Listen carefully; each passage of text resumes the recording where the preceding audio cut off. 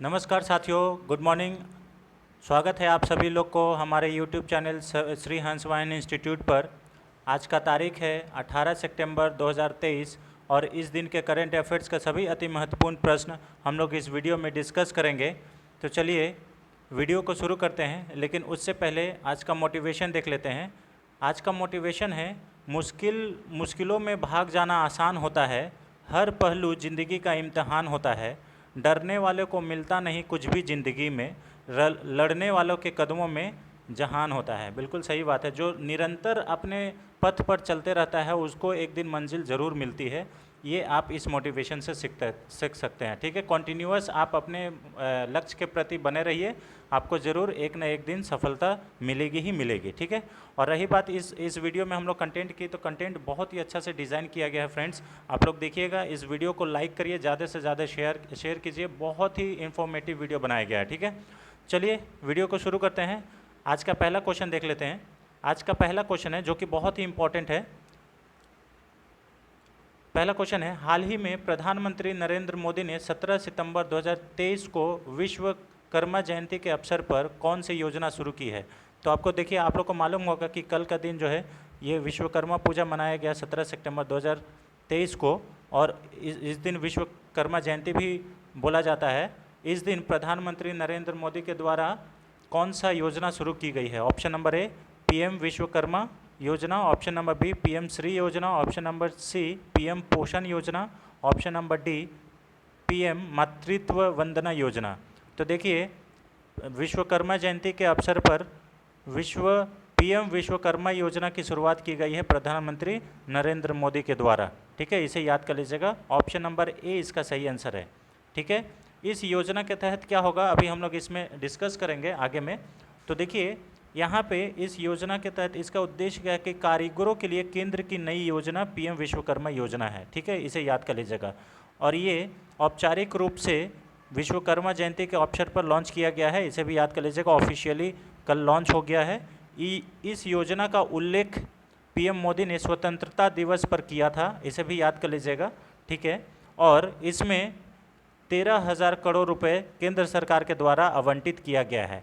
यह योजना पारंपरिक शिल्पकारों और कारीगरों के लिए 2023-24 से 2027-28 मतलब 5 वर्षों के लिए यह योजना चलेगा। यह फर्स्ट फेज़। इस योजना का फोकस है कारीगरों और शिल्पकारों को आर्थिक रूप से समर्थन देना और स्थानीय उत्पादों, कला और शिल्प के माध्यम से सदियों पुरानी परंपरा, संस्कृति और विविध विरासत को जीवित और समृद्ध रखना। यानी कि जो हमारा पुराना संस्कृति है, परंपरा है, विविध विरासत है, उसको जिंदा रखना इस योजना का उद्देश्य है। और ये कैसे संभव है, जब हम लोग कारीगरों को और बुनकरों को, शिल्पकारों को सहायता राशि प्रदान करेंगे। इसलिए ये योजना शुरू की गई है। इसमें और कौन कौन आएंगे अभी हम लोग देखेंगे। देखिए यहाँ पे ध्यान से, योजना के तहत कारीगर बायोमेट्रिक्स का उपयोग करके पीएम विश्वकर्मा पोर्टल में पंजीकरण कर सकते हैं। अब देखिए, एक पोर्टल का नाम इसके ऊपर भी है, याद रखिएगा, पोर्टल है। अब पीएम विश्वकर्मा पोर्टल पे आप लोग जाके रजिस्टर कर सकते हैं। और इसमें आपको क्या मिलेगा, अच्छा, बायोमेट्रिक के सहायता से, यानी कि आपका थंब इम्प्रेशन लगेगा। ठीक है, और इसमें जैसे रजिस्ट्रेशन कीजिएगा आपको पीएम विश्वकर्मा प्रमाण पत्र मिलेगा और आईडी भी मिलेगा। और बुनियादी और उन्नत प्रशिक्षण से जुड़े कौशल उन्नयन के माध्यम से मान्यता प्रदान की जाएगी। इसमें देखिए, कौशल प्रशिक्षण यानी कि स्किल डेवलपमेंट भी सिखाया जाएगा इस योजना के तहत। ठीक है, इसमें क्या होगा कि 15,000 का टूल किट प्रोत्साहन भी दिया जाएगा। 15,000 आपको टूल किट प्रोत्साहन राशि दिया जाएगा। प्लस आप चाहें तो यहाँ पे आपको लोन यानी कि किस्त लोन मिलेगा। पहला किस्त में 1 लाख तक आप लोन ले सकते हैं, दूसरा किस्त में 2 लाख तक आप लोन ले सकते हैं, मात्र 5% ब्याज पर। ठीक है, यानी कि सरकार आपको सहायता राशि इसमें दे रही है। इस योजना के तहत आपको 5% का जो इंटरेस्ट रेट है, नॉमिनल इंटरेस्ट रेट, उस पर 1 लाख पहला किस्त में और 2 लाख दूसरा किस्त पे आप ले सकते हैं, इसका हेल्प होगा। ठीक है, इसी प्रकार से आपको और भी देखिएगा कि रेहड़ी पटरी वाले लोग के लिए 10,000 का भी ऐसा निकाला गया था केंद्र सरकार के द्वारा कि 10,000 आप लेके अपना बिजनेस और भी स्ट्रॉन्ग कर सकते हैं। ठीक है। प्रधानमंत्री नरेंद्र मोदी 17 सितंबर को विश्वकर्मा जयंती के अवसर पर पीएम विश्वकर्मा योजना लॉन्च करेंगे, यानी कि कल कर दिए हैं। ठीक है। केंद्र सरकार ने पीएम विश्वकर्मा योजना को शुरू करने की पोषण जो बजट है ये 2027 से 28 तक है, 5 वर्षों के लिए, और इसके लिए 13,000 आवंटित किया गया है। ठीक है। अब ये देखिए, इसका उद्देश्य है अपने हाथों और औजारों से काम करने वाले कारीगरों और शिल्पकारों को पारंपरिक कौशल के अभ्यास को बढ़ावा देना। उसका जो हाथ का कला है, उसका जो औजार के द्वारा, जैसे मान लीजिए कोई मूर्तिकार है, वो अपना औजार से मूर्ति बनाता है, काट काट के, पत्थर को काट काट के, तो उसको और बढ़ावा देना इस सब चीज़ का इस योजना का मेन उद्देश्य है। मंत्रालय के मुताबिक योजना के तहत लाभार्थी को 15,000 रुपये का टूलकिट प्रोत्साहन मिलेगा, और इसके साथ लाभार्थी को 500 रुपये प्रतिदिन स्टाइफेंड के द्वारा स्टाइफेंड भी दिया जाएगा, इसे भी याद कर लीजिएगा। ठीक है। 500 रुपया प्रतिदिन के साथ आधारभूत कौशल प्रशिक्षण भी प्रदान की जाएगी, यानी कि इसमें स्किल डेवलपमेंट भी सिखाया जाएगा, और ये सब किस लिए, ताकि वो लोग खुद आत्मनिर्भर बन सके।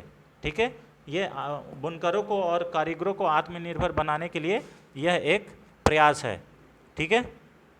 देखिए, अब इसमें कौन कौन से इस योजना का लाभ ले सकते हैं, इसमें देखिए महत्वाकांक्षी योजना है ये केंद्र सरकार का। इसमें सबसे पहला आता है बढ़ई, जो कारपेंटर वगैरह लोग होते हैं, जो नाव बनाते हैं, नाव निर्माता, अस्त्रकार जो अस्त्र बनाते हैं, ब्लैक स्मिथ लोहार, ठीक है, हथौड़ा और टूलकिट निर्माता, ताला बनाने वाला, गोल्ड स्मिथ यानी कि सोनार आएंगे, पोटर आएंगे, ठीक है, मूर्तिकार आएंगे, ठीक है, पत्थर तराशने वाला, पत्थर तोड़ने वाला, मोची, ठीक है, जूता बनाने वाला, फुटवेयर, ठीक है, राजमिस्त्री आएंगे, ठीक है, जो झाड़ू बनाते हैं, टोकरी बनाते हैं, चटाई बनाते हैं, ये सब आएंगे। ठीक है।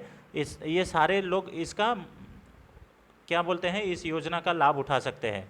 गुड़िया जो बनाते हैं, खिलौना बनाते हैं, ठीक है, बार्बर जो नाई हैं, वो भी इस योजना का लाभ ले सकते हैं। गैरलैंड मेकर यानी कि माला जो बनाते हैं वो सब, ठीक है, धोबी वाशरमैन है ना, टेलर, फिशिंग जो नेट यानी कि जो मछली पकड़ने वाला जाल बनाता है, वो लोग भी इसमें शामिल है, इसे याद रखिएगा। और कुल 18 प्रकार का हम लोग आगे में देखेंगे। इसके देखिए यहाँ पे लिखा हुआ है कि इसमें कितने सारे लोग शामिल हैं।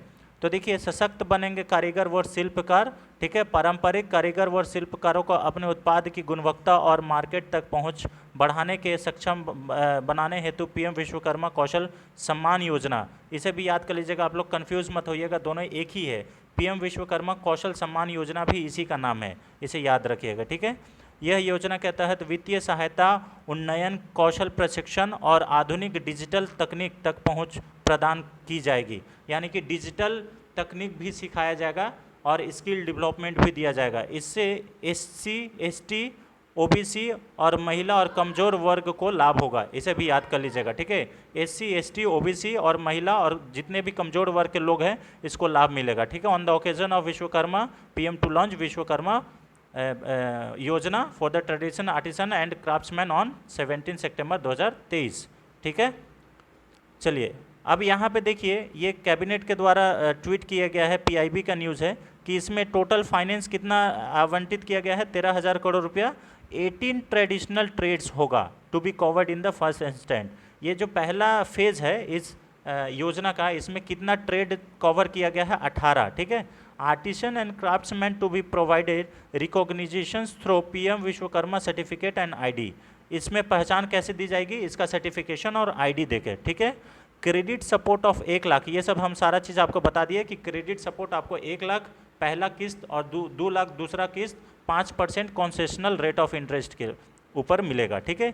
स्कीम में क्या प्रोवाइड किया जाएगा, स्किल अपग्रेडेशन, जो काम जो जानता है उसमें और उसको कैसे कुशल बनाया जाए, कौशल बनाया जाए, उसको इसमें सिखाया जाएगा। और टूलकिट राशि में, यानी कि टूलकिट खरीदने के लिए जो भी उसका औजार वगैरह है, उसको खरीदने के लिए 15,000 रुपया ऐसे टूल किट राशि दिया जाएगा, ठीक है। इंसेंटिव भी दिया जाएगा, डिजिटल ट्रांजैक्शन के बारे में सिखाया जाएगा, मार्केटिंग सपोर्ट के बारे में सिखाया जाएगा कि वो जो उत्पाद बनाया है उसको मार्केट में कैसे उतारा जाए और कैसे बेचते हैं, कैसे ज़्यादा प्रॉफिट कमाते हैं, सारा चीज़ इसके बारे में इस योजना के तहत सिखाया जाएगा। देखिए यहाँ पे सारा चीज़ ये हिंदी इंग्लिश में दिया हुआ है कि इसमें किसको किसको गोल्ड स्मिथ बार्बर, ठीक है, इसको सारा चीज़ बताया गया है, ठीक है। चलिए अब हम लोग इसके बाद यहाँ पे देखिए ये इसका कंटेंट को इंग्लिश में हम लोग दे दिए हैं। अच्छा, इंग्लिश में साथ साथ यहाँ पे क्या है कि देखिए कारीगरों और शिल्पकारों को मिल रहा है सहयोग यहाँ पे, और ये योजना क्या है, पीएम विश्वकर्मा कौशल सम्मान योजना, यानी कि पीएम विकास योजना भी इसी को बोला जाएगा, ठीक है। इसी पिछला स्लाइड का ही ये हिंदी वर्जन है, आप लोग देख लीजिएगा, ठीक है। प्रधानमंत्री नरेंद्र मोदी के द्वारा इसको लॉन्च किया गया है।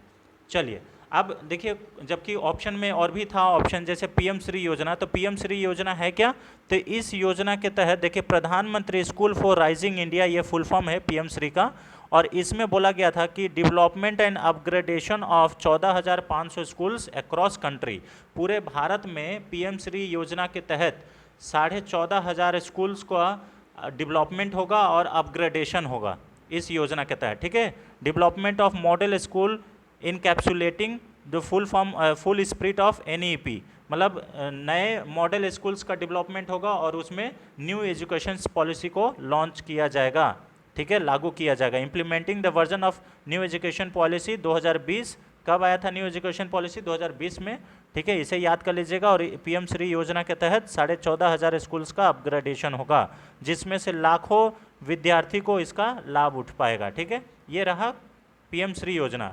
अब आते हैं पीएम पोषण योजना, यानी कि पोषण शक्ति निर्माण, पीएम पोषण शक्ति निर्माण, ये भी एक योजना है जो कि पहले सेंट्रल गवर्नमेंट के द्वारा मिड डे मील योजना चलती थी, उसी का नाम बदल करके क्या नाम कर दिया गया है, नेशनल स्कीम फॉर पीएम पोषण इन स्कूल्स। इससे क्या होगा कि मिड डे मील के जगह पे अब इसका नाम हो गया कि जो मध्य भोजन मिलता था सारे स्टूडेंट्स को, इस योजना के तहत 11 करोड़ 80 लाख स्टूडेंट को, जो कि 11 लाख 20 हज़ार स्कूल्स में पढ़ रहे हैं, उनको इसका सहायता मिल पाएगा। और इसमें केंद्र सरकार के द्वारा 54,000 करोड़ रुपये फंड आवंटित किया गया है। फाइनेंशियली इसमें से 31,700 कुछ रुपया जो है ये स्टेट्स और यूटी के द्वारा दिया गया है। बाकी जो 45,000 करोड़ रुपया है, इसमें और भी अलग से 45,000 करोड़ रुपया जो है ये फूड ग्रेन्स पर कौन खर्चा करेगा, सेंट्रल गवर्नमेंट खर्चा करेगा। देखिए पीएम पोषण शक्ति निर्माण with central outlet of 54,000 crore for next 5 years, ठीक है। और ये कब तक चलेगा, 2025-26 तक चलेगा, 2021-22 से लेके 2025-26 तक, 5 साल के लिए, ठीक है। देखिए इंश्योरिंग न्यूट्रिशन इंकरेजिंग एजुकेशन, ठीक है, न्यूट्रिशन हमारा अच्छा होगा तभी हमारा एजुकेशन जो है वो बढ़िया होगा, हमारा देश तरक्की करेगा, ठीक है। वहीं पे तीसरा योजना के बारे में हम लोग पढ़ेंगे, प्रधानमंत्री मातृत्व वंदना योजना। इसके तहत क्या था कि इस योजना में पहली बार माँ बनने पर आपको 5,000 रुपया दिया जाएगा 3 किस्त में। पहला किस्त में 1,000 रुपया, दूसरा किस्त में 2,000 रुपया और तीसरा किस्त में भी 2,000 रुपया, ठीक है, इस योजना के तहत। और अगर दूसरी बार आपके संतान हुई और उसमें भी लड़की हुई तो आपको 6,000 रुपया करके 6,000 रुपया दिया जाएगा 3 किस्त में, 2-2 हज़ार रुपया करके। प्रधानमंत्री किसान सम्मान निधि योजना में भी 6,000 रुपया मिलता है, 2-2 हज़ार रुपया करके किस्त, इसे भी याद कर लीजिएगा, ठीक है, बहुत ज़्यादा इम्पॉर्टेंट है। और आपको अगर हमारा प्रयास, हमारा वीडियो बनाने का तरीका पसंद आता है तो ज़्यादा से ज़्यादा वीडियो को शेयर करें, और ताकि और लोग भी इसका लाभ उठा सके, ठीक है। चलिए क्वेश्चन नंबर 2 पे आते हैं। क्वेश्चन नंबर 2 है, हाल ही में विश्व रोगी सुरक्षा दिवस कब मनाया गया। विश्व रोगी सुरक्षा दिवस, recently when World Patient Safety Day was observe. Option number A 10 सितंबर, ऑप्शन नंबर बी 15 सितंबर, ऑप्शन नंबर सी 16 सितंबर, ऑप्शन नंबर डी 17 सितंबर। तो देखिए World Patient Safety Day was observed on 17 सितंबर, 17 सितंबर को यह मनाया गया विश्व रोगी सुरक्षा दिवस। ऑप्शन नंबर डी इसका सही आंसर है, ठीक है। अब यहाँ पे देखिए ये क्यों इम्पॉर्टेंट है हम आपको बताएंगे।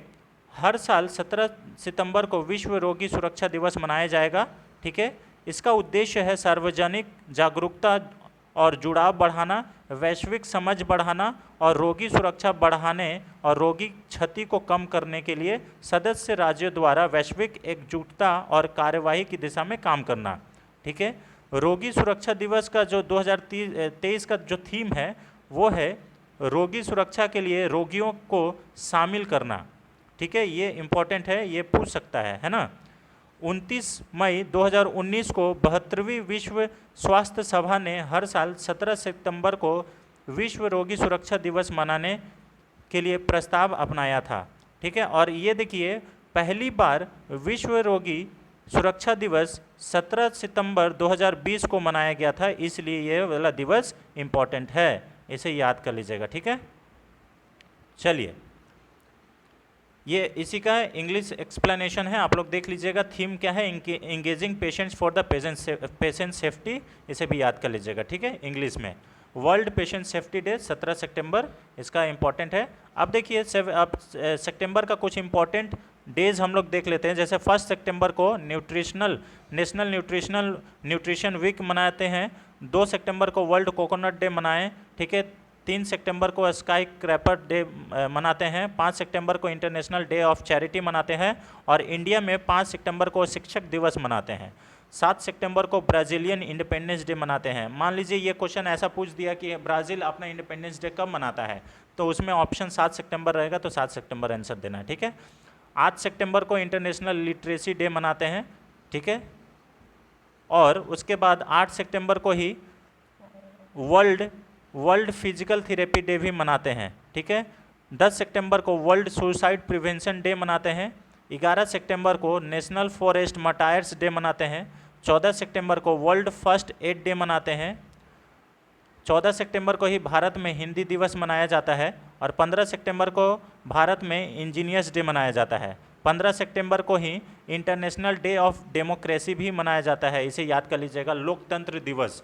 ये दोनों इंपॉर्टेंट है, इंजीनियर्स डे या फिर डेमोक्रेसी दिवस, ये दोनों पूछ सकता है, इसे याद कर लीजिएगा। ठीक है, 16 सितंबर को मलेशिया डे मनाया जाता है। 16 सितंबर को ही ओजोन लेयर मनाया जाता है, यानी कि कल ये 16 सितंबर को मनाया गया है ओजोन दिवस। और 17 सितंबर को वर्ल्ड पेशेंट सेफ्टी डे मनाया गया, जो कि कल मनाया गया है। ठीक है, इसे याद कर लीजिएगा, 17 सितंबर। ठीक है, चलिए क्वेश्चन नंबर 3 पे आते हैं। क्वेश्चन नंबर 3 क्या बोलता है, वरुण किन देशों की नौसेनाओं के बीच द्विपक्षीय अभ्यास है। क्योंकि अभी वरुण का एक्सरसाइज शुरू हुआ है, तो नेवीज के बीच में कौन 2 देश के नेवीज का ये वरुण युद्ध अभ्यास करते हैं। ऑप्शन नंबर ए भारत और France, option number B Bharat और Sri Lanka, option number C Bharat और Australia, option number D Bharat और अमेरिका।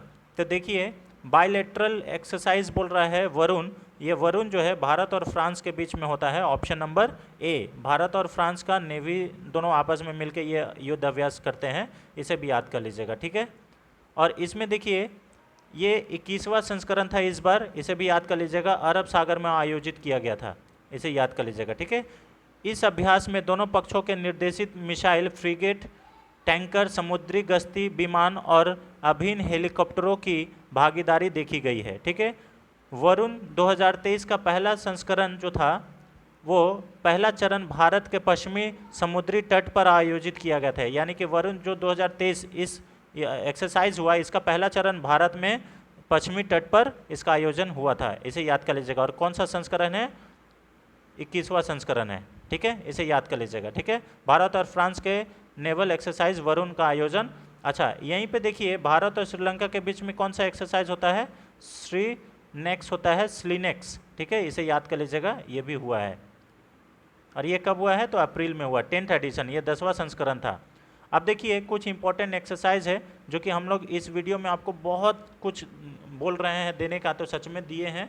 आप लोग देखिएगा, सच में अगर बहुत ज़्यादा इन्फॉर्मेटिव वीडियो लगा तो ज़रूर आप शेयर करिए अपने फ्रेंड्स के साथ, और हमारा भी चैनल का सपोर्ट कीजिए। चैनल पर नए हैं तो चैनल को ज़रूर सब्सक्राइब कर ले फ्रेंड्स, अगर आपको वीडियो अच्छा लगता है तो। देखिए कुछ इंपॉर्टेंट यहाँ पे एक्सरसाइज है, जैसे गरुड़ एक्सरसाइज भारत और फ्रांस के बीच होता है। वरुण अभी बताएं भारत और फ्रांस के बीच। शक्ति भारत और फ्रांस के बीच ही होता है। फ्रिंजेक्स ये भी भारत और फ्रांस के बीच होता है। ला पेरोज अभ्यास ये फ्रेंच नौसेना द्वारा बहुपक्षीय हिंद महासागर में आयोजित किया जाता है। ठीक है। सूर्य किरण भारत और नेपाल के बीच। इंद्र युद्ध अभ्यास ये भारत और रूस के बीच, ठीक है, इसे याद कर लीजिएगा, इंपॉर्टेंट है, ठीक है। संप्रीति युद्ध अभ्यास भारत और बांग्लादेश के बीच। बोंगो सागर भारत और बांग्लादेश के बीच। टाइगर ट्रम्प युद्ध अभ्यास भारत और अमेरिका के बीच। वज्र प्रहार युद्ध अभ्यास भारत और अमेरिका के बीच। युद्ध अभ्यास नाम करके ये भी युद्ध अभ्यास है, ये भी भारत और अमेरिका के बीच होता है, ठीक है। अभ्यास तर्कस ये भी भारत और अमेरिका के बीच। मालाबार युद्ध अभ्यास भारत अमेरिका, उसमें जापान और ऑस्ट्रेलिया शामिल है, ठीक है। चलिए, और भी युद्ध अभ्यास है, इसी में सारे युद्ध अभ्यास दे दिए हैं आप लोग को, एकदम कहीं पे भी जाने का ज़रूरत नहीं है, सारे वन स्टॉप सॉल्यूशन आपको मिलेगा। इंद्रधनुष युद्ध अभ्यास भारत और ब्रिटेन के बीच। अजय वॉरियर भारत और ब्रिटेन के बीच, यानी कि यूके। कोंकण युद्ध अभ्यास भारत और यूके के बीच, ब्रिटेन के बीच। धर्म गार्जियन भारत जापान के बीच होता है और ये फरवरी 2023 में आयोजित किया गया था, ठीक है, जापान के सीगा प्रांत में। सैन्य मैत्री भारत और जापान के बीच। जिमेक्स युद्ध अभ्यास भारत और जापान के बीच। वीर गॉर्जियन ये क्या है, भारत और जापान के बीच, ठीक है, वीर गॉर्जियन, इसे याद कर लीजिएगा, बहुत इंपॉर्टेंट है, ठीक है। मैत्री युद्ध अभ्यास भारत और थाईलैंड के बीच। दोस्ती युद्ध अभ्यास भारत, मालदीव और श्रीलंका के बीच होता है दोस्ती। समुद्र शक्ति, देखिए शक्ति वहाँ पे फ्रांस के साथ, लेकिन समुद्र शक्ति इंडोनेशिया के साथ। ये 4 मई 2023 को बाटम, यानी कि बाटम इंडोनेशिया में किया गया, ठीक है। एक्यूवेरिन भारत और मालदीव के बीच। नोवेटिक एलिफेंट भारत और मंगोलिया के बीच, ठीक है, एलिफेंट यानी कि मंगोलिया, इसे याद कर लीजिएगा, ठीक है। हैंड इन हैंड चाइना के साथ, ठीक है, भारत और चाइना के साथ। डस्टलिक युद्ध अभ्यास भारत और उज्बेकिस्तान के साथ, ये 4 फरवरी से लेके मार्च 2023 तक किया गया इसका अभ्यास, ठीक है। और कहाँ पे किया गया, ये भारत के उत्तराखंड में पिथौरागढ़ जिले में किया गया, ठीक है, बहुत ज़्यादा इंपॉर्टेंट है। खंजर युद्ध अभ्यास भारत और किर्गिस्तान के बीच। स्लिनेक्स भारत और श्रीलंका के बीच। ऑपरेशन बोल्ड कुरुक्षेत्र भारत और श्रीलंका के बीच होता है और ये 13वां संस्करण था जो कि जोधपुर में आयोजित हुआ, ठीक है, पहली बार 2005 से ये शुरू हुआ है, इसे याद कर लीजिएगा। सिम्बेक्स भारत और श्रीलंका के बीच, सिम्बेक्स भारत और सिंगापुर के बीच। अग्नि वॉरियर भारत और सिंगापुर के बीच ये मनाया जाता है। सिटमैक्स भारत, सिंगापुर और थाईलैंड के साथ ये मनाया जाता है। ऑक्सी इंडेक्स क्या है, भारत और ऑस्ट्रेलिया के बीच, ठीक है। इतने सारे आपको युद्ध अभ्यास इसमें बताया जा रहा है। अगर आपको सच में अच्छा लगता है फ्रेंड्स तो वीडियो को लाइक करें, ज़्यादा से ज़्यादा शेयर करें, ठीक है। अब देखिए AIME 23, ये है MIME 23 भारत और आसियान देश के साथ मई 2023 में सिंगापुर में आयोजित किया गया इसका, ठीक है। एफी इंडेक्स भारत और अफ्रीकी देश, जो 21 अफ्रीकी देश है उसके बीच में हुआ, मार्च 2023 में पुणे में आयोजित किया गया था, ठीक है, और पहली बार 2019 में इसका हुआ था एफ इंडेक्स, ठीक है। पिच ब्लेड ये बहुराष्ट्रीय अभ्यास है, 1983 में इसका पहली बार हुआ था और प्रत्येक 2 वर्ष के बाद ऑस्ट्रेलिया द्वारा आयोजित किया जाता है। 2022 में भारत हिस्सा लिया था। मिलन 2022 भारतीय नौसेना के द्वारा ये मनाया जाता है, किया जाता है। 46 देशों के द्वारा विशाखापट्टनम में इसका आयोजन हुआ था। ककाड़ू युद्ध अभ्यास बहुराष्ट्रीय नौसैनिक अभ्यास है, ऑस्ट्रेलिया द्वारा आयोजित किया जाता है और इसमें भारत का INS सतपुड़ा शामिल हुआ था। ये INS सतपुड़ा शामिल हुआ था, इसलिए इस युद्ध अभ्यास को थोड़ा सा इम्पोर्टेंट लेके चलेंगे, ठीक है, बहुत ज़्यादा इम्पोर्टेंट है, ठीक है।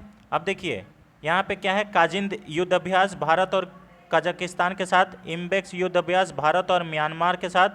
और लामितीय 2022 ये 9वां संस्करण था, भारत और सेशल्स के साथ। ऑस्ट्रा हिंद 2022 भारत और ऑस्ट्रेलिया के बीच। बरसमा शील्ड ये है युद्ध न्यूजीलैंड, सिंगापुर और ब्रिटेन के बीच। नसीम अल बह ये भारत और ओमान के बीच होता है। साइक्लोन वन युद्ध अभ्यास ये भारत और मिस्र देश के यानी कि इजिप्ट के साथ।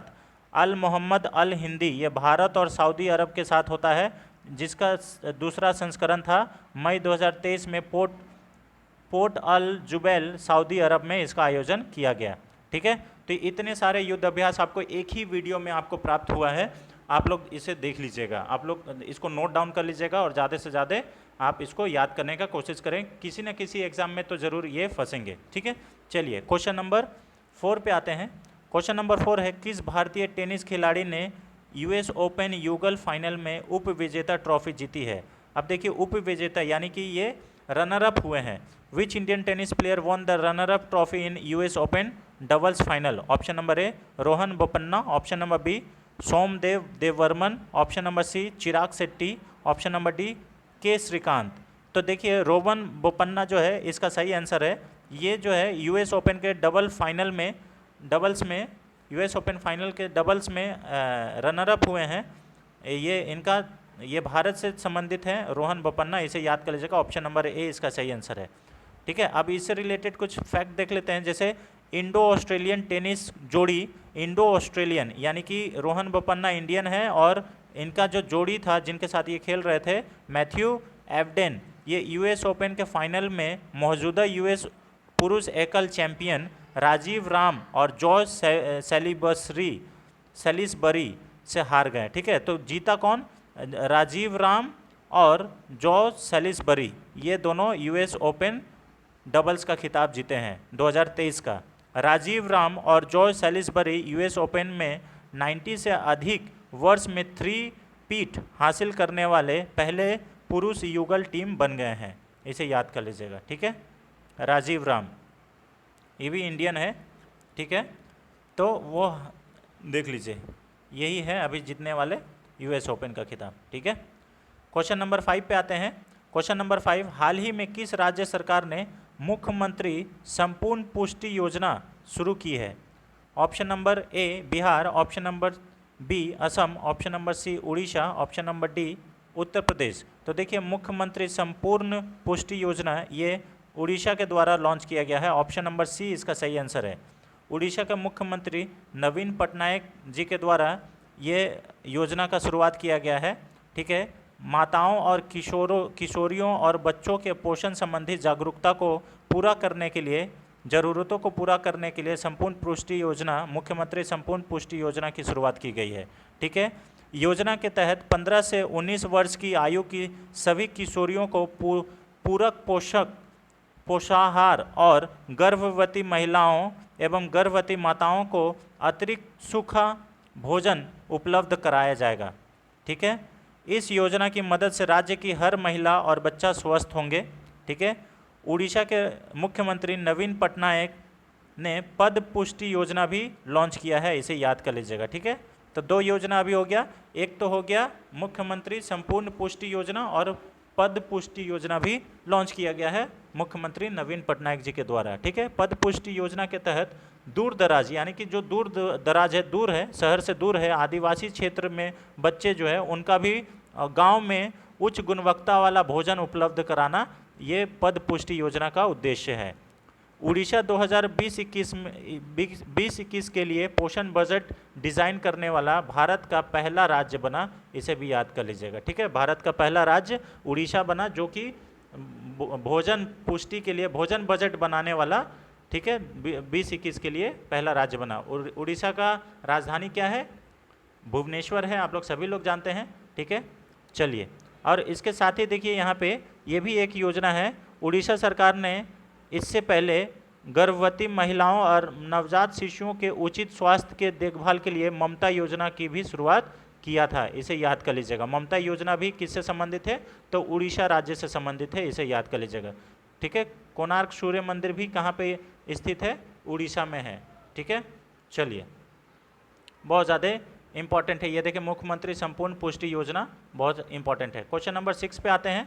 क्वेश्चन नंबर 6 है, हाल ही में केंद्र सरकार ने कितने सुखोई Su-30 MKI खरीदने का निर्णय लिया है? Recently central government has decided to procure how many Sukhoi Su-30 MKI? तो देखिए option number A 10, option number B 12, option number C 15, option number D 20। 10, 12, 15, 20। तो देखिए अभी सेंट्रल गवर्नमेंट ये डिसाइड किया है कि 12 सुखोई विमान हम लोग MKI खरीदेंगे। ऑप्शन नंबर बी इसका सही आंसर है। केंद्र सरकार के द्वारा इसका अप्रूवल हो गया है। अब यहाँ पे देखिए लिखा हुआ है रक्षा अधिग्रहण परिषद यानी कि डिफेंस एक्विजिशन काउंसिल DAC ने भारतीय वायुसेना के लिए 12 सुखोई MKI 30 MKI खरीद सहित 45,000 करोड़ रुपए की प्रस्तावों को मंजूरी दे दी है। ठीक है, अब इसमें क्या होगा कि 12 सुखोई विमान खरीदा जाएगा। भारतीय वायुसेना के लिए 12 सुखोई MKI-30 विमान भारत में ही हिंदुस्तान एरोनॉटिक्स लिमिटेड के द्वारा ही निर्माण किया जाएगा। ठीक है, HAL हिंदुस्तान एरोनॉटिक्स के द्वारा इसका निर्माण किया जाएगा। सुखोई 30 MKI 30% स्वदेशी सामग्री से लैस होगा, यानी कि सारा इसमें जो भी पार्ट्स पुर्जे लगे रहेंगे उसमें से 60% जो है वो स्वदेशी होगा, यानी कि हिंदुस्तान का अपना होगा, और 30% 40% जो है वो बाहरी होगा। ठीक है, यह भारतीय वायुसेना के सबसे आधुनिक सुखोई 30 MKI विमान होंगे, यानी कि इसको बहुत ही मॉडर्नाइजेशन करके बनाया जाएगा, बहुत ही अपग्रेड करके बनाया जाएगा।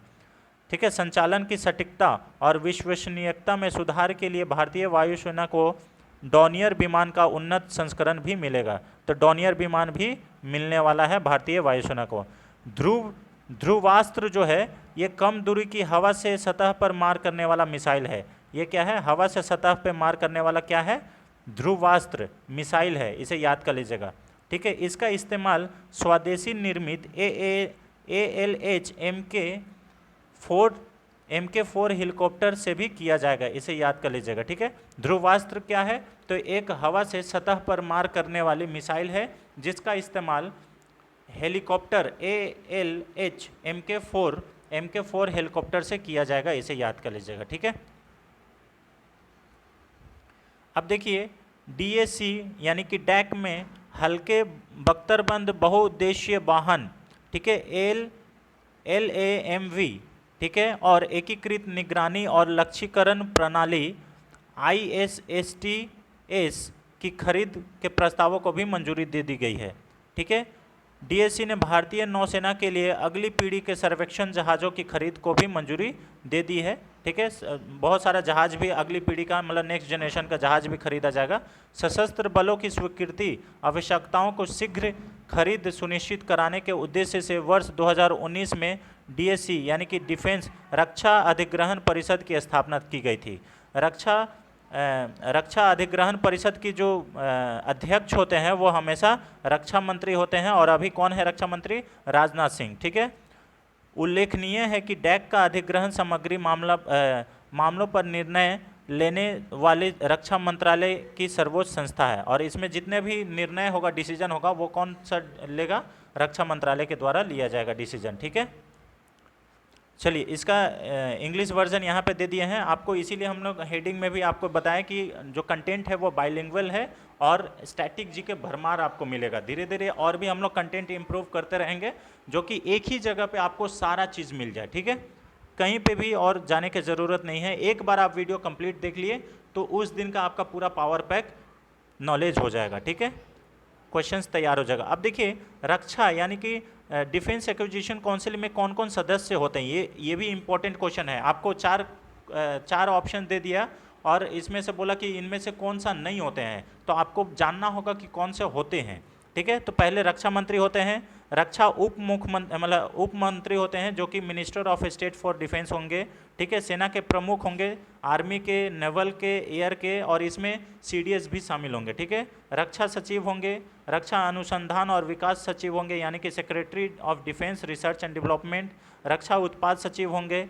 ठीक है, संघीय प्रमुख संघीकृत संयोजन के मुख्य होंगे। ठीक है, डायरेक्टर जनरल प्राप्ति ये भी होंगे, डायरेक्टर संयुक्त रक्षा संघ के उप मुख्य भी होंगे यानी कि deputy chief of integrated defence होंगे, डिफेंस स्टाफ।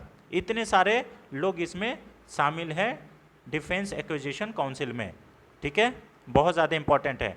कई बार ऐसा पूछ दिया जाता है कि डिफेंस एक्विजिशन जो काउंसिल है उसमें कौन शामिल नहीं है, तो आपको इसके लिए आपको ये सारे लिस्ट जानने पड़ेंगे कि इनमें कौन कौन से शामिल होते हैं।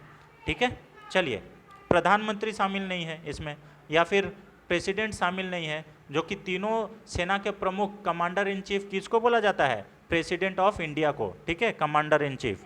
ठीक है, भारत के राष्ट्रपति तीनों सेना के कमांडर इन चीफ होते हैं। क्वेश्चन नंबर 7 पे आते हैं। कितने पत्रकारों और साहित्यकारों को भारतीय भाषा सम्मान 2023 प्राप्त हुआ है? तो भारतीय भाषा सम्मान ये कितने पत्रकारों और साहित्यकारों को हुआ है? Option number A 21, option number B 18, option number C 15, option number D 28। तो देखिए 18 पत्रकारों और साहित्यकारों को भारतीय भाषा सम्मान 2023 प्राप्त हुआ। ऑप्शन नंबर बी इसका सही आंसर है। देखिए 18 भारतीय भाषाओं के पत्रकारों और साहित्यकारों को भारतीय भाषा सम्मान 2023 से सम्मानित किया गया है। हिंदी दिवस के मौके पर भारतीय भाषा सम्मान दिवस कार्यक्रम का आयोजन किया गया था 14 सितंबर, ठीक है। पंचजन्य के संपादक हितेश शंकर, तेलुगु भाषा के लिए वरिष्ठ पत्रकार, ठीक है, विक्रम राव, मराठी के लिए वरिष्ठ पत्रकार श्रीराम जोशी, मराठी के लिए वरिष्ठ पत्रकार किसको मिला है? श्रीराम जोशी को। गुजरात के लिए पद्मश्री विष्णु पांड्या को यह पुरस्कार मिला है, ठीक है, इसे याद कर लीजिएगा, ठीक है। अच्छा, वरिष्ठ पत्रकार डॉक्टर भाई परमजीत को पंजाबी के लिए यह पुरस्कार मिला है, ठीक है। उसके बाद बंगला के लिए डॉक्टर सुमन चंद्र दास और असमिया के लिए अरुण ज्योति बोरा को यह पुरस्कार मिला है। सिंधी के लिए दुलार और कमल किशोर खन्नी को यह पुरस्कार मिला है। तो ये याद रखिएगा, क्योंकि अब कैटेगरी वाइज भी क्वेश्चन पूछ सकता है कि बंगला के लिए डॉक्टर सुमन चंद्र दास को मिला है, असमिया के लिए डॉक्टर अरुण ज्योति बोरा को मिला है, सिंधी के लिए डॉक्टर दुलार और कमल किशोर खत्री को मिला है, इसे भी याद कर लीजिएगा, ठीक है।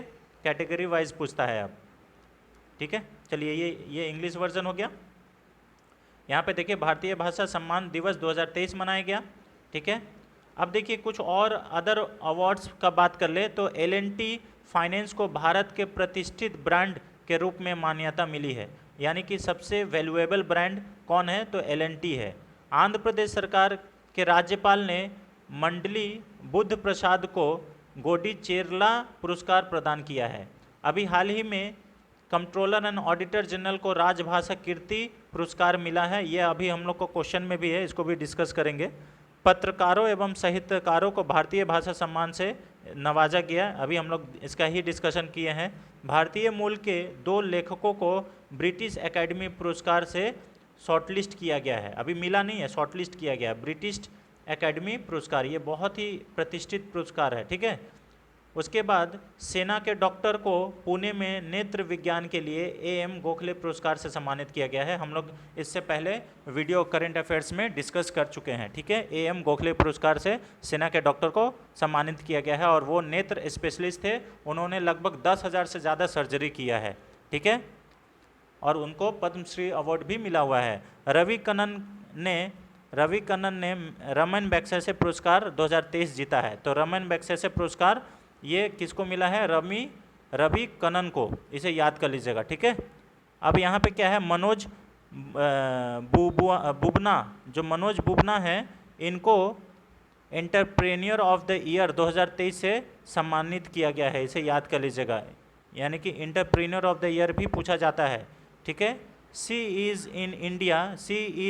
इंडिया द्वारा माधुरी पटेल को Mrs Universe 2023 Mrs Universe India 2023 का ताज पहनाया गया है, इसे याद कर लीजिएगा। सी इज़ इंडिया द्वारा माधुरी पटेल। तो अभी मिसेज यूनिवर्स इंडिया 2023 का खिताब कौन जीती है? तो माधुरी पटेल, ठीक है, इसे याद कर लीजिएगा। मिस यूनिवर्स का बात नहीं कर रहे हैं, मिसेज यूनिवर्स इंडिया 2023, ठीक है। पूर्वोत्तर सीमांत रेलवे ने PMI दक्षिण एशिया पुरस्कार जीता है, इसे याद कर लीजिएगा, ठीक है। PM दक्षिण एशिया पुरस्कार जीता है, कौन जीता है? तो ये पूर्वोत्तर सीमांत रेलवे द्वारा जीता गया है, ठीक है। बहुत सारे आपको अवार्ड्स एंड ऑनर्स इसमें बता दिया गया, आप लोग देखिएगा। और अगर आपको सच में पसंद आ रहा है वीडियो, हमारा यह प्रयास अच्छा लग रहा है, तो आप वीडियो को ज़्यादा से ज़्यादा शेयर करें ताकि और लोग भी इसका सफल लाभ उठा सकें, ठीक है। चैनल पर नए हैं तो चैनल को सब्सक्राइब कर ले, ठीक है। क्वेश्चन नंबर 8 पे आते हैं। राजभाषा नीति के बेहतर क्रियान्वयन के लिए निम्नलिखित में से किसे राजभाषा कीर्ति पुरस्कार प्राप्त हुआ है? Which of the following received Rajbhasha Kirti Puraskar for better implementation of official language policy? Option number A NITI Aayog, option number B Kendriya Satarkta Aayog मतलब Central Vigilance Commission, option number C Controller and Auditor General of India, ठीक है, option number D Kendriya bureau Jaanch bureau यानी कि central bureau of investigation. तो ये जो इसका जो सही आंसर है, इसका सही आंसर क्या हो जाएगा कि हमारा जो सही आंसर है कीर्ति पुरस्कार अभी CAG को मिला है, controller and Auditor General of India को मिला है। ठीक है, इसका सही आंसर है सी, ऑप्शन नंबर सी, कैग। ठीक है, इनको राजभाषा कीर्ति पुरस्कार प्राप्त हुआ है। ठीक है, इसे याद कर लीजिएगा। चलिए, इससे रिलेटेड अभी हम लोग कंटेंट देख लेते हैं। अब आप बताइएगा कमेंट बॉक्स में कि प्रेजेंट हमारा कैग कौन है। तो गिरीश चंद्र मुर्मू जी हैं, इसे याद कर लीजिएगा। ठीक है, और अगर चीफ विजिलेंस कमिश्नर की बात करें तो अभी कौन है, प्रवीण कुमार श्रीवास्तव जो है अभी चीफ विजिलेंस कमिश्नर हैं, इसे भी याद कर लीजिएगा। CVC भारत के नियंत्रण एवं महालेखा परीक्षक कैग के कार्यकाल को राजभाषा नीति के उत्कृष्ट क्रियान्वयन के लिए गृह मंत्रालय द्वारा राजभाषा कीर्ति पुरस्कार प्राप्त हुआ है। तो कौन दिया है इस अवार्ड को, गृह मंत्रालय के द्वारा दिया गया है। यह पुरस्कार गृह राज्य मंत्री यानी कि अमित शाह के द्वारा नहीं, गृह राज्य मंत्री अजय कुमार मिश्रा जी के द्वारा पुणे में CAG कार्यालय के महानिदेशक को प्रदान किया गया है। यह पुरस्कार CAG द्वारा 2022-23 में राजभाषा नीति के उत्कृष्ट क्रियान्वयन के लिए दिया गया है। राजभाषा नीतियों के बेहतर क्रियान्वयन के लिए कैग हिंदी पखवाड़ा 2022 में एक समिति का गठन किया गया था, इसे याद कर लीजिएगा। हिंदी का पखवाड़ा 2022 समिति का गठन किया गया था। ठीक है, इसका एक्सप्लेनेशन इन इंग्लिश यहाँ पे दिया हुआ है, जो भी इंग्लिश वाले विद्यार्थी हैं वो यहाँ पे सर्च कर लेंगे। ठीक है, अब देखिए कैग से रिलेटेड एक क्वेश्चन है जो आप लोग इसका कमेंट में आप आंसर देने का प्रयास कीजिएगा। ठीक है, हम आंसर यहाँ डिस्कस करेंगे, लेकिन फिर भी आप लोग बताइएगा कि ये सही था, कितने लोग सही पहले से जानते थे। पहले यहाँ पे लिखा हुआ है, consider the following statement about the office of controller and Auditor General of India, यानी कि उसका कार्यकाल के बारे में बात हो रहा है। देखिए, he finds A mention in both the second and third schedule of the constitution of India. ठीक है, ये मतलब जो controller and Auditor General of India है, इनका जो मेंशन है सेकंड शेड्यूल में भी है और थर्ड शेड्यूल में भी है, ये बोला जा रहा है। ये हो गया। दूसरा बोल रहा है, conduction of the priority audit is not mandatory on the part of CAG. ठीक है, conduction of the priority property audit, ठीक है, is not mandatory on the part of CAG. अब यहाँ पे क्वेश्चन आपसे पूछा जा रहा है कि which of the following statement is are correct. दोनों मतलब ये जो स्टेटमेंट ऊपर में दिया हुआ है कंक्लूजन, इसमें से कौन सा स्टेटमेंट सही है। Option number A only 1, option number B only 2, option number C both 1 and 2, option number D neither 1 and 2। तो इसमें देखिए बोथ 1 and 2 सही है, दोनों जो ये सही है, दोनों सही है। ठीक है ना, दोनों जो स्टेटमेंट दिया हुआ है ये दोनों सही है। ऑप्शन नंबर सी इसका सही आंसर हो जाएगा। अब कंट्रोलर एंड ऑडिटर जनरल के बारे में, जो कि अभी हम बताएं कि गिरीश चंद्र मुर्मू जी हैं, उनके बारे में थोड़ा सा संवैधानिक पढ़ लेते हैं। ये कौन सा आर्टिकल में लिखा हुआ है, तो article 144 of the Indian constitution में लिखा हुआ है, the CAG is the guardian of public purse and control the entire financial system of the country at both state and central level. ठीक है, कैग सिर्फ सेंटर का नहीं होता है, स्टेट का भी होता है। ठीक है, और ऑडिट में यही होता है कि जैसे कोई भी बजट पास होता है तो उसका सारा क्रियान्वयन यही लोग, जो कंट्रोलर एंड ऑडिटर जनरल है, वही लोग सारे देखते हैं। ठीक है, कि कितना सरकार कहाँ पे अनावश्यक खर्चा कर रही है या फिर कहाँ की है, तो ये सब कब मालूम चलता है। ऑडिट का मतलब क्या होता है कि आप कुछ कर रहे हैं और उसका हम लोग लेखा जोखा हिसाब ले रहे हैं कि कहाँ पे क्या खर्चा हुआ नहीं हुआ। ठीक है, उसको ऑडिट करना, बुक्स को देखना। ठीक है, ये हो गया। उसके बाद he is appointed by the president. CAG को कौन अपॉइंट करता है, राष्ट्रपति। ठीक है, president. He can be removed only on an address from both the houses of the parliament on the ground of proven misbehaviour on incapacity. अगर इनको हटाना है, कंट्रोलर एंड ऑडिटर जनरल को हटाना है, तो दोनों हाउस से, यानी कि lower house and upper house, दोनों हाउस से बिल पास होना पड़ेगा। और कब हटाया सकते हैं, जब इनका बिहेवियर खराब हो, मिसबिहेवियर हो, या फिर ये उस पद के लायक ना हो, ऐसा देखने जब होगा तभी इनको हटाया जा सकता है। इनका जो टर्म्स होता है 6 ईयर्स या फिर 65 साल, विच एवर इज अर्लियर, जो भी पहले हो जाए, ये इसका कार्यकाल होता है कैग का। ठीक है, controller and Auditor General of India. और प्रेजेंट में अभी कौन है कैग, तो गिरीश चंद्र मुर्मू है, इसे याद कर लीजिएगा। ठीक है, क्वेश्चन नंबर 9 पे आते हैं। क्वेश्चन नंबर 9 देखिए बहुत ही अच्छा है यूपीएससी पॉइंट ऑफ व्यू से, अभी जैसे कैग का पढ़े वैसे ही। निम्नलिखित कथनों में से कौन सा सही है? पहला कथन है, सरकार देश भर में स्मार्टफोन पर संदेश भेजकर एक आपातकालीन चेतावनी प्रणाली का प्रशिक्षण किए हैं, यानी कि emergency response system, emergency alert system सरकार इसका टेस्ट किया है। ठीक है, सबको स्मार्टफोन पर मैसेज किया था कि मतलब एक टेस्ट मैसेज कि हम लोग टेस्टिंग कर रहे हैं। दूसरा है, दूरसंचार विभाग राष्ट्रीय आपदा प्रबंधन प्राधिकरण के सहयोग से आपदाओं को दौरान आपातकालीन संचार बढ़ाने के लिए प्रशिक्षण करना। तो सही कोड चुने, इसमें सही कौन सा है? ऑप्शन नंबर ए केवल 1, ऑप्शन नंबर बी केवल 2, ऑप्शन नंबर सी 1 और 2 दोनों, ऑप्शन नंबर डी ना तो 1 ना ही 2। तो इसका जो सही आंसर है ये दोनों है, 1 और 2 दोनों। ठीक है, आपको मालूम होगा कि केंद्र सरकार के द्वारा स्मार्टफोन पर इमरजेंसी अलर्ट, ठीक है, सिस्टम का एक नोटिफिकेशन मैसेज भेजा गया था। ठीक है, और ये दूरसंचार विभाग के द्वारा इसका किया जा रहा है। ठीक है, तो दोनों ही आंसर सही है, डिपार्टमेंट ऑफ टेलीकम्युनिकेशंस के द्वारा इस काम को किया जा रहा है। ठीक है, भारत सरकार के द्वारा देश भर में स्मार्टफोन पर संदेश भेजकर आपातकालीन चेतावनी प्रणाली के प्रशिक्षण किया गया। 15 सितंबर को राष्ट्रीय आपदा प्रबंधन प्राधिकरण NDMA ने अपना, देखिए यहाँ पे लिखा हुआ है नेशनल, ठीक है,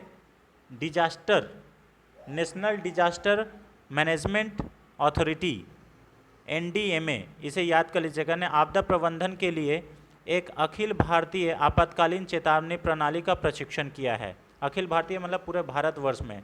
देश भर में लोगों को स्मार्टफोन पर इस संबंध में फ्लैश मैसेज भेजे गए हैं। ये मैसेज भी किया था। प्राप्त फ्लैश मैसेज संदेश में कहा गया है कि यह एक प्रशिक्षण संदेश है, यानी कि यह it is just a test. ठीक है, ये मैसेज जिनको जिनको प्राप्त हुआ है आप लोग कमेंट बॉक्स में हमें बता सकते हैं कि हाँ सर हमको भी मैसेज ये आया था। इसे दूरसंचार विभाग के द्वारा सोल ब्रॉडकास्टिंग सिस्टम के माध्यम से किया गया है। ठीक है, सेल ब्रॉडकास्टिंग के माध्यम से इसको सारे लोग को ब्रॉडकास्ट करके, जैसे हम लोग व्हाट्सएप पे अगर ग्रुप में भेजना रहता है या किसी पूरे कॉन्टैक्ट्स को भेजना रहता है किसी भी कॉमन मैसेज को, तो हम लोग ब्रॉडकास्ट के माध्यम से भेज सकते हैं। उसी प्रकार से ये दूरसंचार यानी कि डिपार्टमेंट ऑफ टेलीकम्युनिकेशंस के द्वारा इसका ब्रॉडकास्टिंग किया गया। ठीक है, NDMA इस प्रशिक्षण का उपयोग चेतावनी प्रणाली की प्रभावशीलता का आकलन करने और किसी भी संभावित समस्या की पहचान करने के लिए कर रहा है। ठीक है, डिपार्टमेंट ऑफ टेलीकम्युनिकेशन और NDMA national disaster management authority के सहयोग से आपदाओं के दौरान आपातकालीन संचार बढ़ाने और मूल्यवान नागरिकों की सुरक्षा और भलाई सुनिश्चित करने के लिए यह प्रशिक्षण किया जा रहा है। ठीक है, तो ये बहुत ही इंपॉर्टेंट है। और मैसेज में क्या लिखा हुआ था? This is a test message, इसे याद कर लीजिएगा। ठीक है, बहुत इंपॉर्टेंट है फ्रेंड्स। क्वेश्चन नंबर 10 पे आते हैं। क्वेश्चन नंबर 10 है, किस विभाग ने ग्रामीण FTTH ब्रॉडबैंड को बढ़ावा देने वाले ISP के लिए मान्यता योजना शुरू की है? तो मान्यता योजना जो है ये क्या है? FTTH और ISPs को प्रमोट करने के लिए। ऑप्शन नंबर ए दूरसंचार विभाग यानी कि Department of Telecommunication, option number B डाक विभाग, ऑप्शन नंबर सी इलेक्ट्रॉनिक्स विभाग, ऑप्शन नंबर डी व्यय विभाग यानी कि डिपार्टमेंट ऑफ एक्सपेंडिचर। तो ये जो है ऑब्वियस से बात है डिपार्टमेंट ऑफ टेलीकम्युनिकेशंस के द्वारा किया जाएगा। और यहाँ पे क्या है? Fibre to the home. FTTH का मतलब क्या होता है? Fibre to the home. यहाँ पे नेक्स्ट लिखा हुआ है, आप लोग देख लीजिएगा, फाइबर टू द होम, इसे भी याद कर लीजिएगा। ठीक है, और दूरसंचार के द्वारा यह किया गया जा रहा है। इंटरनेट सेवा प्रदाता यानी कि इंटरनेट सर्विस प्रोवाइडर स्वीकार करने के लिए योजना शुरू की गई है। यह पहल डिजिटल समावेश को बढ़ावा देने के लिए और ग्रामीण क्षेत्रों में सामाजिक आर्थिक विकास को बढ़ावा देने के लिए सरकार का उद्देश्य के अनुरूप है, इसे याद कर लीजिएगा। यानी कि ग्रामीण क्षेत्र में भी और डिजिटलीकरण हो, इसका ये मेन उद्देश्य है। और ये कैसे हो सकता है? तो वहाँ पे इंटरनेट की सुविधा पहुँचाकर, इसे भी याद कर सकते हैं आप। ठीक है, चलिए यहाँ पे देखिए, promoting rulers India digital inclusion and socio economic development, इसे भी याद कर लीजिएगा। यहाँ पे फाइबर्स पूरा घर घर तक पहुंचाया जाएगा, गांव-गांव तक पहुंचाया जाएगा, इसीलिए ये वाला योजना शुरू की गई है, इसे भी याद कर लीजिएगा, ठीक है। डिपार्टमेंट ऑफ टेलीकम्युनिकेशंस के द्वारा इसको किया जा रहा है। चलिए क्वेश्चन नंबर 11 फ्रेंड्स, आज का लास्ट क्वेश्चन। संयुक्त राष्ट्र महासभा ने 16 सितंबर को ओजोन परत के संरक्षण के लिए अंतर्राष्ट्रीय दिवस घोषित कब किया था? Option number A 1992, option number B 1994, option number C 1996, option number D 1998। देखिए आप लोग सभी को मालूम होगा कि ओजोन दिवस 16 सितंबर को मनाया गया था, लेकिन इसके लिए यूनाइटेड नेशन जनरल असेंबली में ये कब डिक्लेयर हुआ कि international day for the preservation of ozone layer मनाया जाएगा? ये कौन सा साल में डिक्लेयर हुआ था? तो 1994 इसका सही आंसर है, 1994 ऑप्शन नंबर बी इसका सही आंसर है, इसे याद कर लीजिएगा, ठीक है। अब यहाँ पे देखिए, हर साल 16 सितंबर को अंतर्राष्ट्रीय ओजोन परत संरक्षण दिवस मनाया जाता है, या फिर विश्व ओजोन दिवस भी मनाया जाता है। विश्व ओजोन दिवस 2023 का विषय है मॉन्ट्रियल प्रोटोकॉल, ओजोन परत को ठीक करना और जलवायु परिवर्तन को कम करना, इसे याद कर लीजिएगा। आपको मालूम होगा कि जलवायु परिवर्तन बहुत ज़्यादा हो रहा है, हमारा ग्लेशियर पिघल रहा है, ठीक है। और ये भी बहुत सारे रिपोर्ट्स में बताया गया है कि एक दिन अगर मतलब अंटार्कटिक महासागर में अगर ये जो बर्फ़ है, अगर एक बर्फ़ का टुकड़ा अगर पिघला तो पूरा उधर का जो इलाका है वो डूब जाएगा। 1994 में संयुक्त राष्ट्र महासभा ने 16 सितंबर को ओजोन परत के संरक्षण के लिए अंतर्राष्ट्रीय दिवस के रूप में मनाने की घोषणा किया गया था। 1987 में ओजोन परत को नष्ट करने वाले पदार्थों पर मॉन्ट्रियल प्रोटोकॉल पर हस्ताक्षर किए गए थे। यानी कि मॉन्ट्रियल प्रोटोकॉल कब हुआ था? 1987 में, और सालगिरह को चिन्हित करने के लिए, मतलब इसीलिए इसको 16 सितंबर को ओजोन दिवस मनाया जाता है। संयुक्त राष्ट्र के इतिहास में वियना कन्वेंशन और मॉन्ट्रियल प्रोटोकॉल दोनों 16 सितंबर 2009 को सार्वभौमिक अनुसमर्थन प्राप्त करने वाला पहला संधियाँ थी, इसे याद कर लीजिएगा, ठीक है। वियना कन्वेंशन और मॉन्ट्रियल प्रोटोकॉल, ठीक है। इसका इंग्लिश कन्वर्जन इधर में है, ठीक है। तो ये रहा फ्रेंड्स आज का अति महत्वपूर्ण प्रश्न करंट अफेयर्स का, जो कि आने वाले सभी प्रतियोगी परीक्षाओं के लिए बेहद महत्वपूर्ण हो, चाहे वो यूपीएससी हो, एसएससी, बैंक, रेलवे, ठीक है, बीपीएससी,